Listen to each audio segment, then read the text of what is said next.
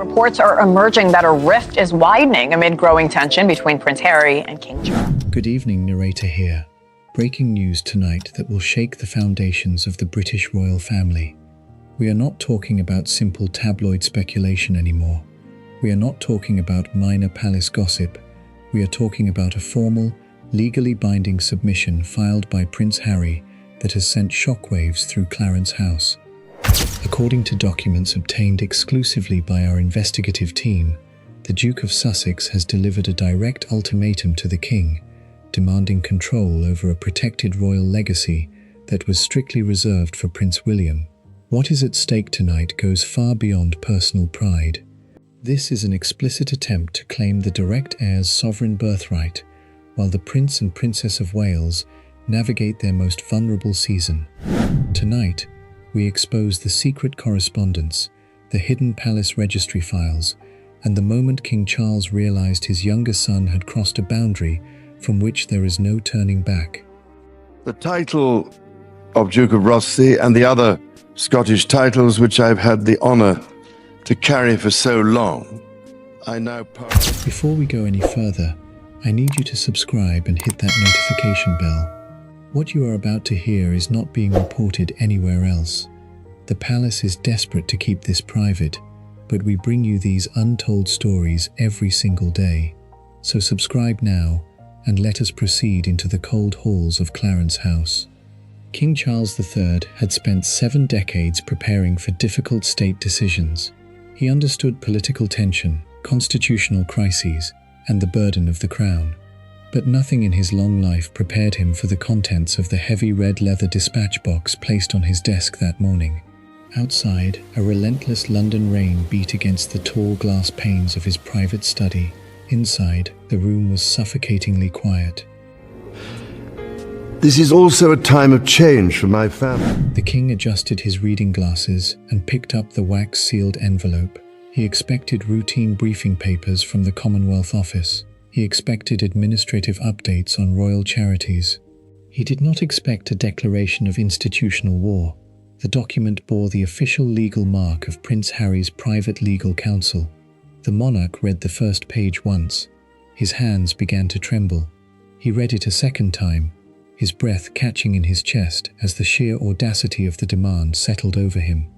The submission was not a request for family reconciliation. It was not a proposal for joint charitable work. It was a formal petition demanding the immediate transfer of the Prince of Wales's restricted legacy trust, a protected patronage framework personally sealed by the late Queen Elizabeth II. This specific trust was never meant to be shared. It was created as an exclusive sovereign covenant, assigned strictly to Prince William as the direct heir to the throne. It carried immense institutional power, international funding authority, and the personal blessing of the late Queen. It was the foundational bridge between the current monarch and the future of the monarchy itself. By law and by tradition, it belonged to William. It was forbidden to anyone outside the immediate line of direct succession. Yet there it was, spelled out in black ink on heavy bond paper. Harry was demanding temporary custody and global stewardship over his brother's legacy. Let that sink in. The Duke of Sussex was asking to take control of the very platform designed to define William's reign. Harry's petition used cold, legalistic language to justify the takeover. The document cited William and Catherine's recent period of reduced public duties as evidence of institutional neglect. It argued that the legacy trust was sitting dormant while the Prince of Wales focused on personal family health matters. Harry claimed that he possessed the global network, the media reach, and the personal drive to step in and manage the legacy on an international scale. He framed the demand as an act of service to the crown. He presented himself as the savior of a forgotten royal promise. Charles pushed the document away, his knuckles white against the dark mahogany wood. The king felt a cold knot form in his stomach. This was not merely an ambitious proposal from a distant son. It was a calculated strike against the heir to the throne. Harry was using his brother's private pain and necessary absence as a weapon. He was attempting to convert William's devotion to his sick wife into proof of professional failure. How could a son do this to his own brother? Was this genuine concern for the institution, or pure, unadulterated envy? The silence in the king's study lasted for what felt like an eternity. Charles removed his glasses and pressed his thumb and forefinger into the bridge of his nose, overwhelmed by a sudden, crushing exhaustion. "He has approached the line," Charles whispered to the empty room. "He has approached the one line he was warned never to cross." But the true horror of the situation was only beginning to emerge. As Charles turned to the second page of the petition, his eyes locked onto a series of specific legal phrases. The petition quoted verbatim from a restricted, top-secret palace memorandum. It referenced a dormant continuity clause, an obscure administrative rule designed to allow temporary stewardship during a royal catastrophe.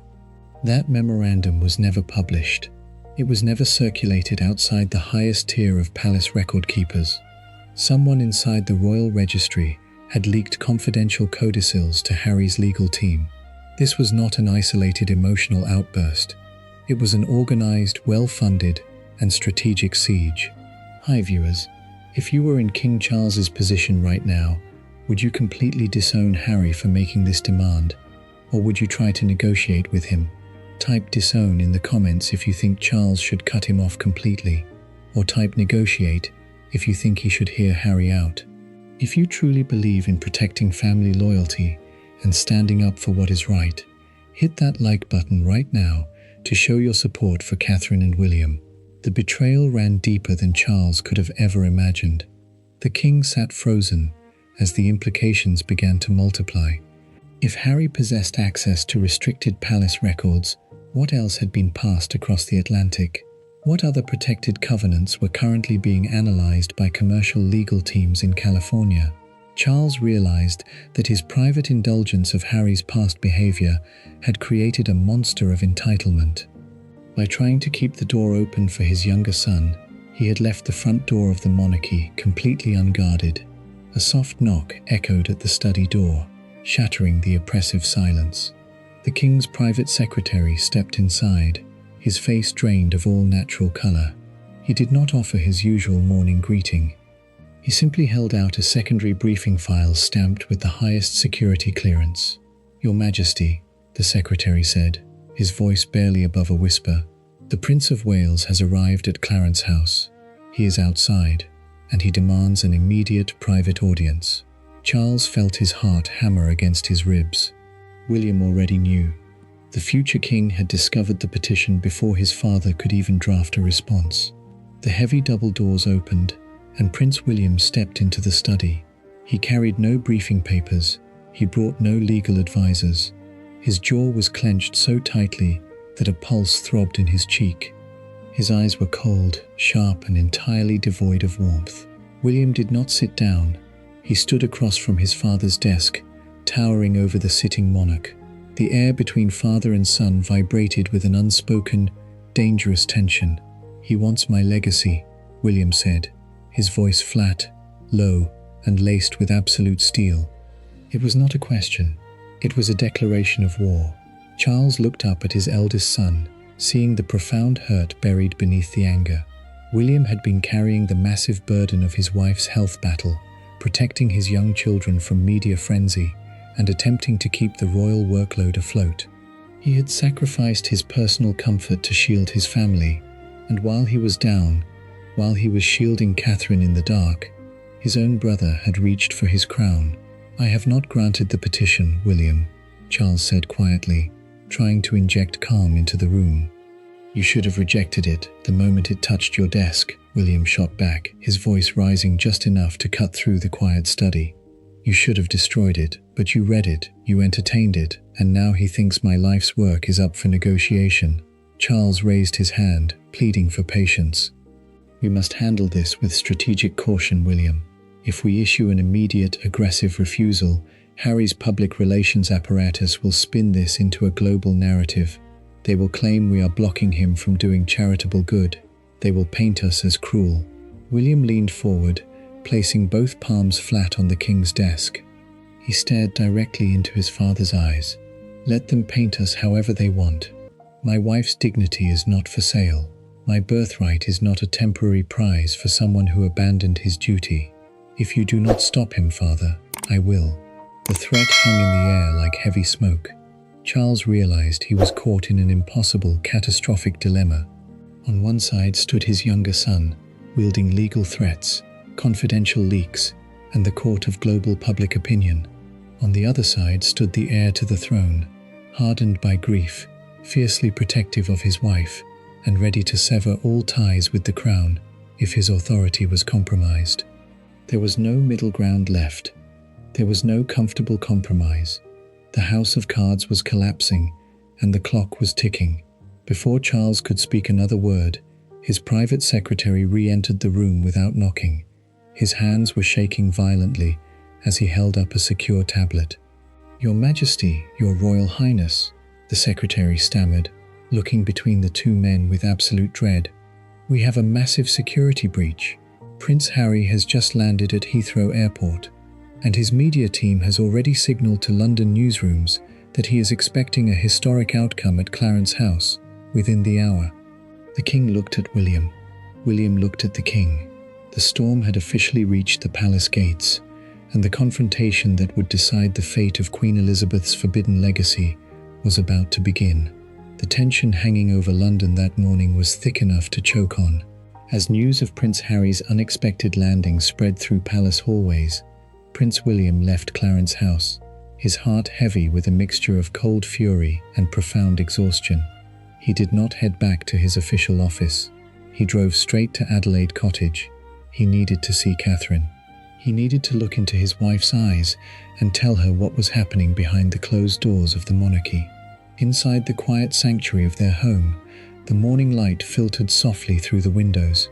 Catherine sat in the living room, resting quietly during her delicate recovery process. She was focused on healing. She was focused on her young children. She was protecting her peace. When William entered the room, his face said everything. She knew that look. It was the look of a man who had just stepped off a battlefield.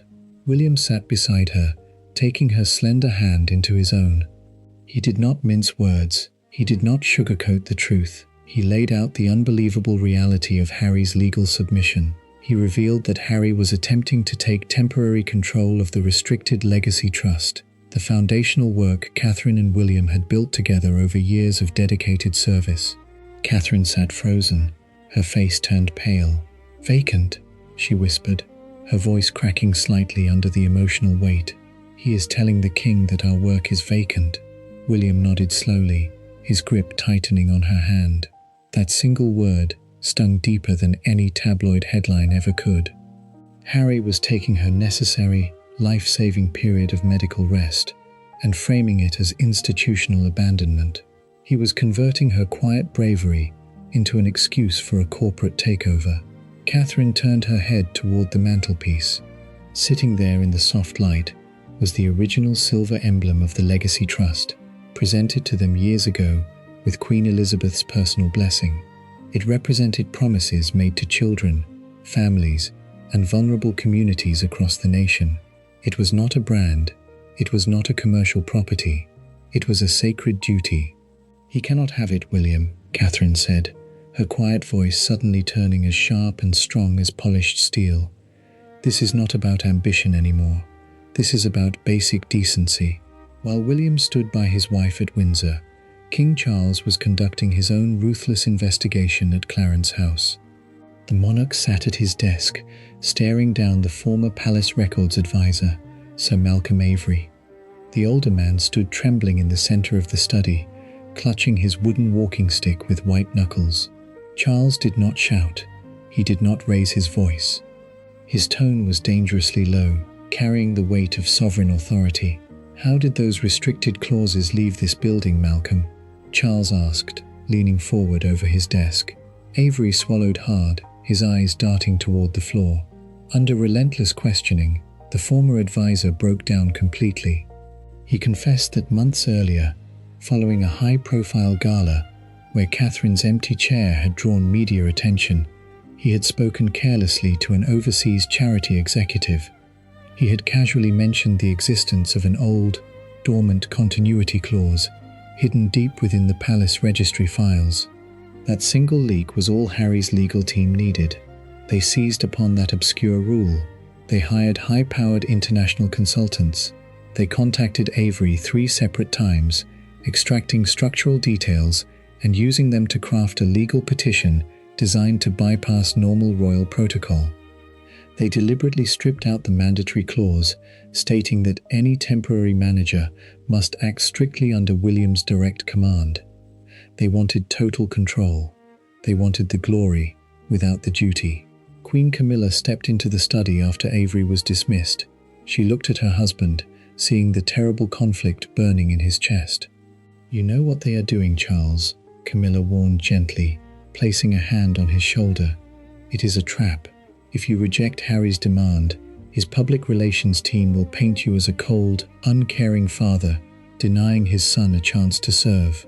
If you approve it, you destroy William's trust in you forever." Charles closed his eyes. The king was trapped between his love for his youngest son and his duty to the future king.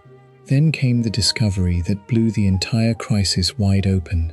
Back at Adelaide Cottage, William's private communications team uncovered alarming digital records.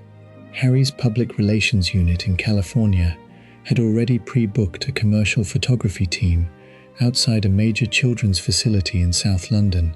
They had already drafted an international press statement titled "A New Global Chapter for the Royal Legacy." They were not waiting for the king's permission. They were preparing to force his hand publicly. William stood up from his desk at Windsor, his decision made. The time for polite diplomatic silence within the family was over. Harry was playing a dangerous game, but William held the one card his younger brother had completely forgotten about. Stay right where you are, because what comes next changes everything. In our very next video, we uncover the secret trip to the Windsor Castle vaults, where Princess Anne unearths a hidden, handwritten codicil personally signed by Queen Elizabeth II just weeks before her passing. A codicil that contains a direct, devastating order, explicitly naming Harry and permanently barring him from ever touching this royal legacy. You cannot afford to miss a single second of the explosive confrontation that follows. Make sure you are subscribed so you don't miss it. The rain outside Clarence House had slowed to a steady, cold drizzle. Inside, the air was suffocating. King Charles III stood by the high grand window of the formal drawing room, watching the security gates swing open. A black-tinted sedan pulled smoothly onto the wet gravel driveway. Prince Harry had arrived. The Duke of Sussex stepped out onto the damp stone path, adjusting his sharp-tailored suit jacket. He looked confident. He walked with the relaxed posture of a man who believed he held every winning card in his hand. He did not know what was waiting for him upstairs. Charles took a deep, shuddering breath. He made strict orders before the meeting began. No private secretaries in the room, no cameras, no external legal advisors, no recording devices on the tables. This was going to be an unvarnished, face-to-face accounting between a monarch and his son. The heavy double doors opened, and Harry stepped into the room. "Father," Harry said, stepping forward with an open hand. Charles did not reach out to shake it.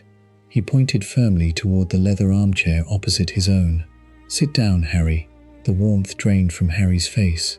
He sat down slowly, his eyes narrowing as he sensed the icy atmosphere radiating from the king. Harry did not waste time. He launched directly into his prepared pitch. He spoke with rapid, practiced intensity.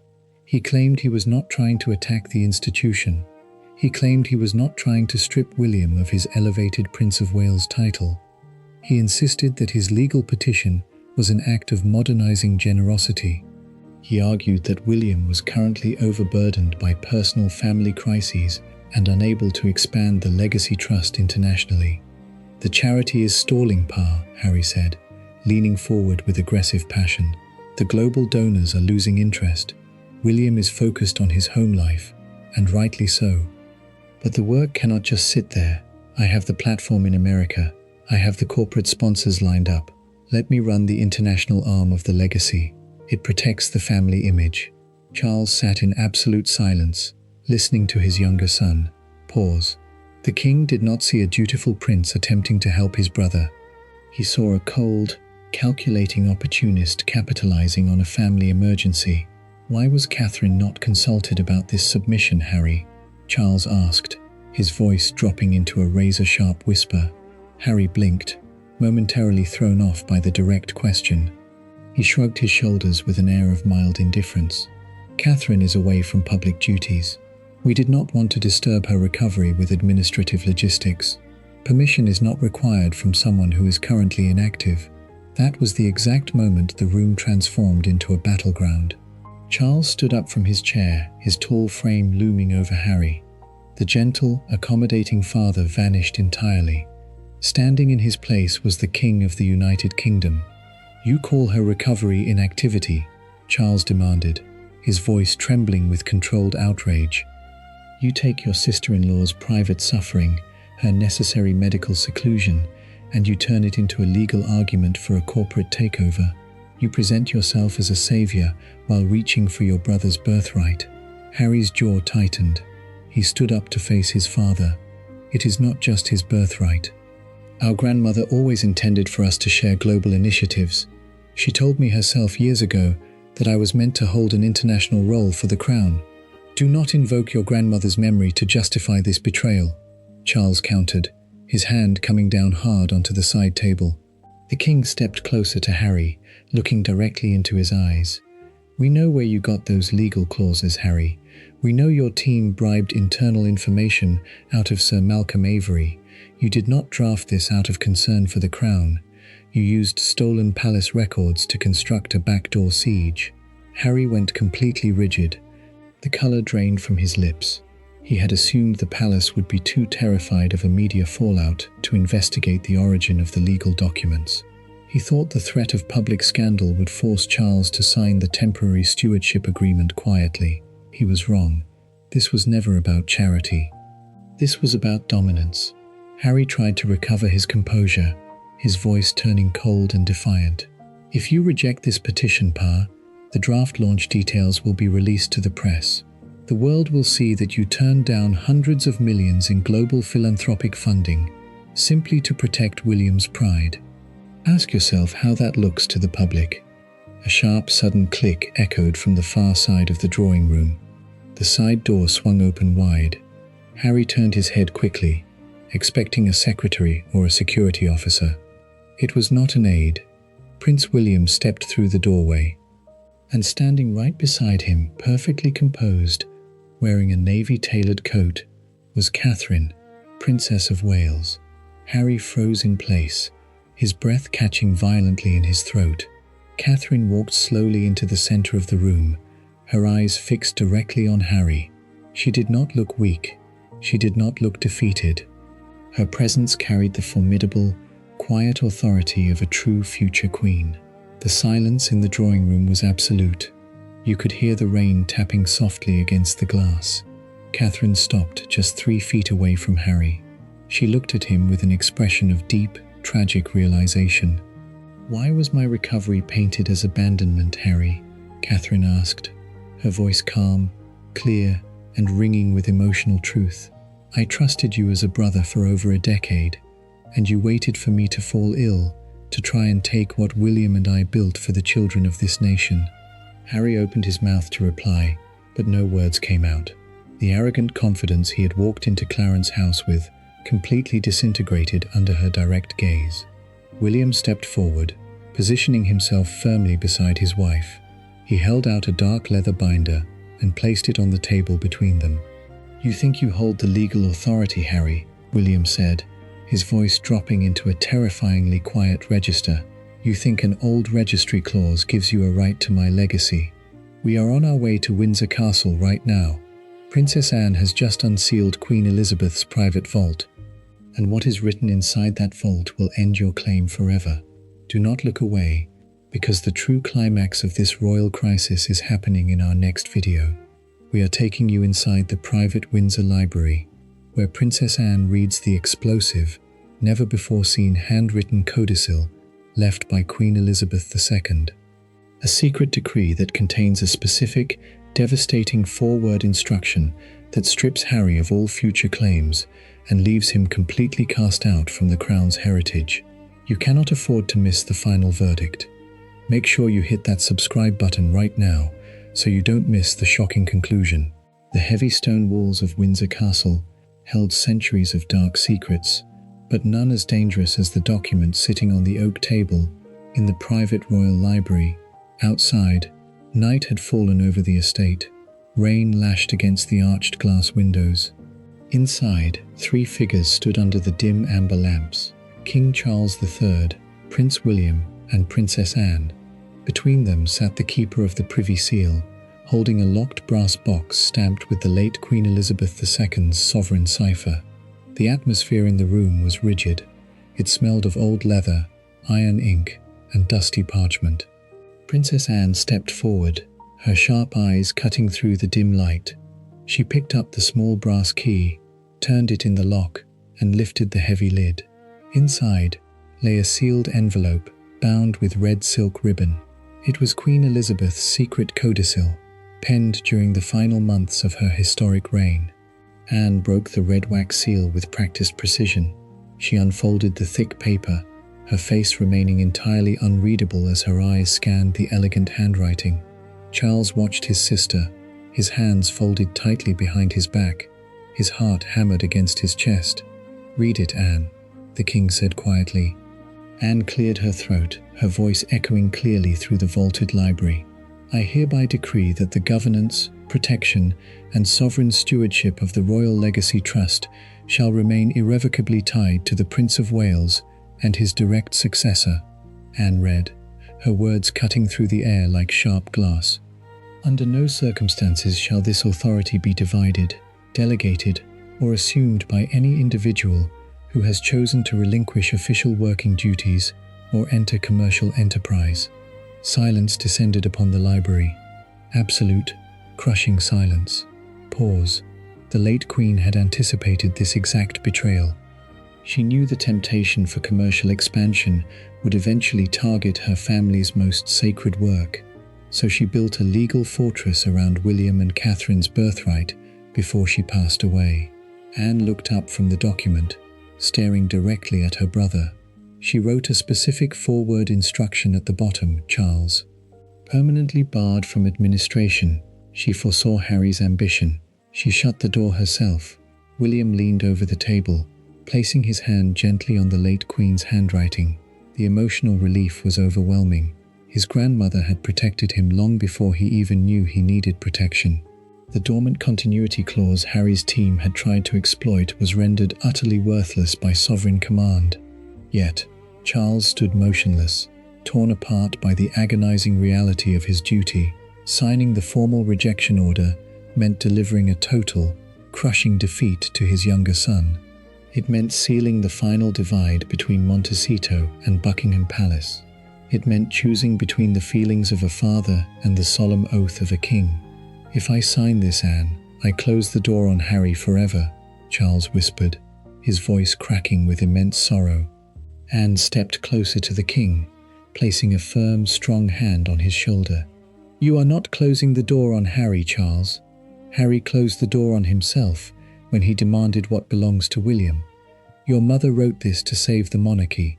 Now sign the paper." Charles walked to the desk. He picked up his gold fountain pen. His hand trembled slightly as the nib touched the paper. With a single stroke of black ink, he executed the royal rejection, officially nullifying Harry's petition and terminating all legal claims to the royal legacy. It was finished. The legal attempt had failed. William looked at his father, his eyes reflecting a deep, solemn gratitude. "Thank you, Pa," William said softly. "Do not thank me yet, William," Charles replied, turning to face his heir. "We still have to deal with the public fallout. Harry's team will not take this defeat in silence." William adjusted his jacket, a strange, resolute calm settling over him. "They won't get the chance to control the narrative, because Catherine and I are taking a stand tomorrow that will end this narrative permanently." Instead of keeping the legacy locked inside traditional palace channels, William made an unprecedented countermove. He requested that Charles immediately convert the legacy trust into an unalterable crown charter, permanently embedding it into public trust so that no future royal, no corporate entity, and no private ambition could ever compromise its mission again. He surrendered personal control to protect institutional integrity. Just as the document was being recorded in the official court circular, a sudden alert chimed on the keeper's tablet. The air in the library turned freezing once again. An unauthorized copy of Harry's rejected application had just been leaked directly to an international television network in London. The press was already running breaking news banners. The battle had moved from the private halls of Windsor straight into the public square. You think this story ends with a legal document? Think again. In our very next video, the ultimate resolution unfolds as Catherine makes a surprise, unannounced public appearance in London that sends the media into an absolute frenzy. We reveal the secret 6-paragraph letter King Charles delivered to Harry's hotel room, containing a chilling final command that leaves Harry completely speechless as he boards a flight back to California. You cannot afford to miss a single second of this historical final judgment. Hit that subscribe button right now to watch the conclusion the moment it drops. London erupted into absolute chaos the moment morning headlines broke across every news broadcast. The leaked document was trending globally. Headlines screamed about Prince Harry's rejected demand, framing it as an unprecedented challenge to the succession. Commentators argued on screen, media crews swarmed public squares, the public demanded answers. Inside a private suite at a central London hotel, Prince Harry stared at his phone, watching the live news coverage unfold in real time. His high-stakes gamble had completely imploded. The public sympathy he anticipated had failed to materialize. Instead, public outrage was directed entirely at his attempt to claim his brother's birthright while Catherine was recovering. Then came the physical delivery.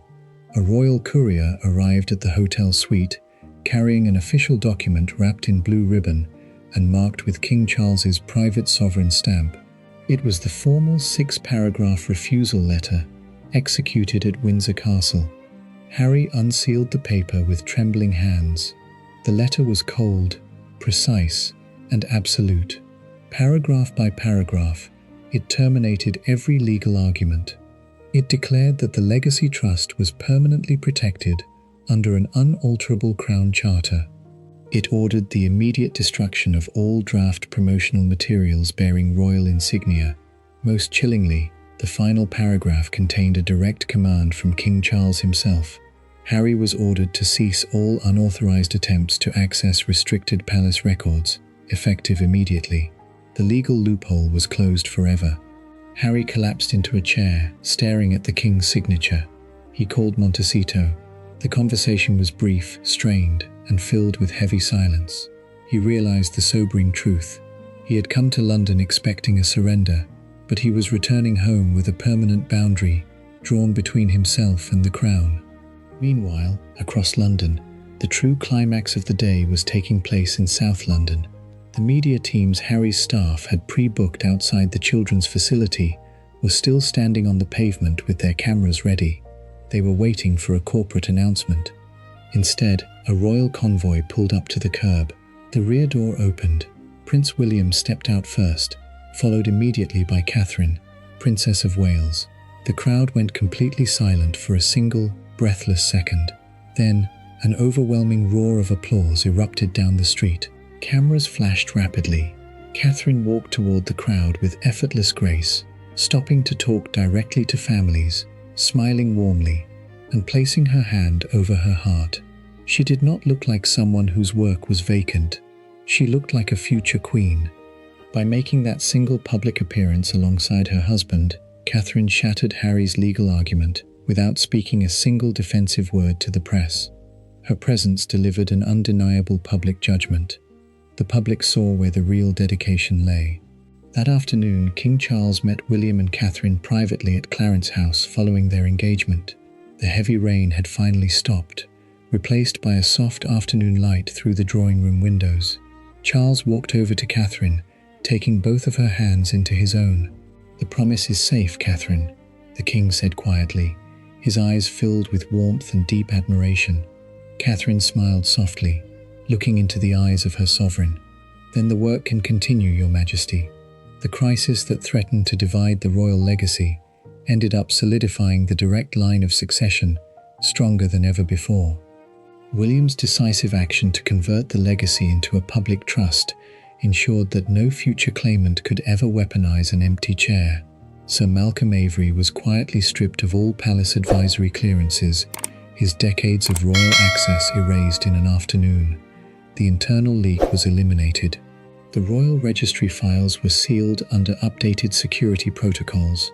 As evening fell over London, Prince Harry boarded a commercial flight back to California, looking out the window as the city lights faded into the dark sky. The door to his brother's legacy was shut, barred, and locked forever. If you thought this royal showdown was over, you are severely mistaken. In our very next video, we expose the secret emergency summit held at Sandringham, where King Charles uncovers a hidden financial dossier linking Meghan Markle's brand expansion directly to a confidential overseas trust fund. A single financial transaction that could trigger the most explosive parliamentary investigation in modern royal history. You cannot afford to miss what we reveal next. Make sure you subscribe right now so you do not miss a single second.